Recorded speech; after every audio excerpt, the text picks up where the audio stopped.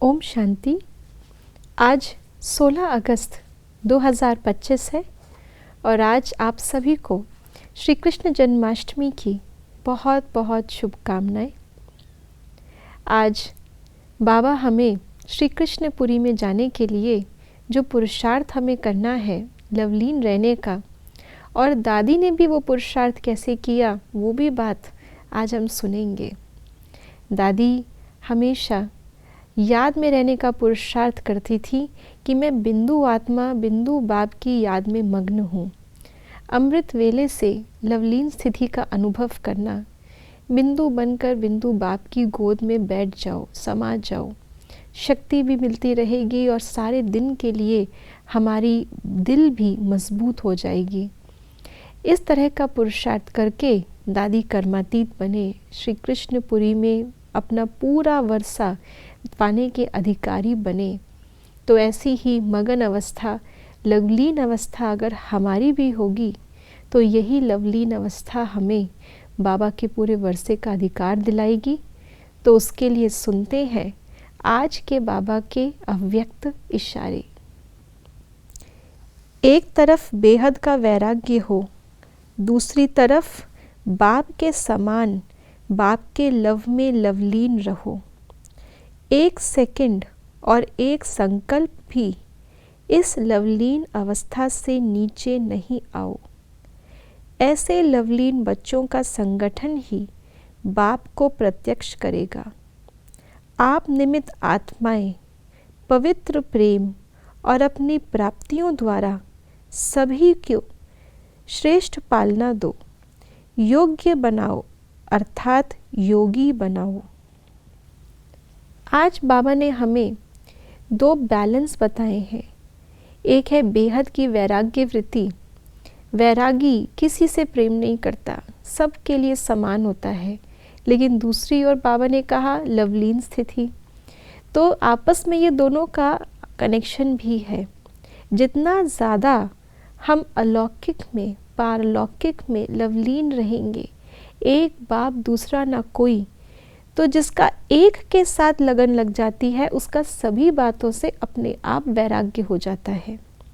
तो बाबा ने आज हमें कहा कि जो ये श्रेष्ठ लव है, श्रेष्ठ प्यार है, परमात्म प्यार है, अगर इस श्रेष्ठ प्यार का हमें रस लग गया तो और किसी भी रस में हम नहीं जाएंगे। तो इसको ही कहा जाता है बेहद का वैराग्य। और इसी से बाबा कहते हैं प्रत्यक्षता होगी।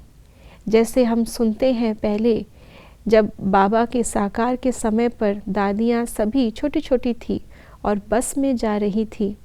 दादी ब्रिजेंद्रा बस चला रही थी तो बस का एक्सीडेंट हुआ, सभी को चोट लगी।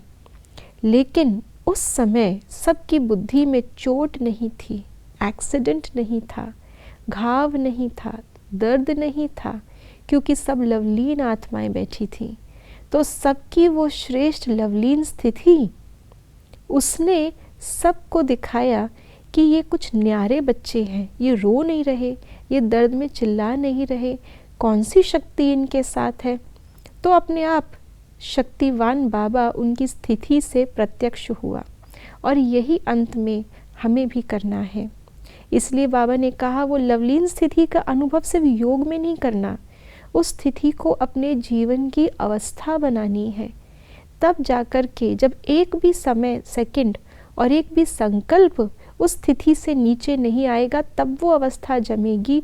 और उस अवस्था में जो बड़े बड़े पेपर अभी आ रहे हैं और भी आएंगे, जब हम उनको पार करेंगे तब बाबा की प्रत्यक्षता होगी।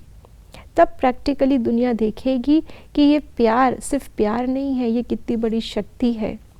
और बाबा कहते हैं इसी प्यार से, इसी प्रेम से हमें अन्य आत्माओं की पालना भी करनी है। अपनी योग की इस शक्ति से उन्हें भी योग्य बनाना है। तो हमारी लवलीन अवस्था केवल हमारे लिए नहीं है, केवल प्रत्यक्षता कराने के लिए नहीं है, लेकिन अन्य आत्माओं को पार ले जाने के लिए भी बहुत बहुत ज़रूरी है।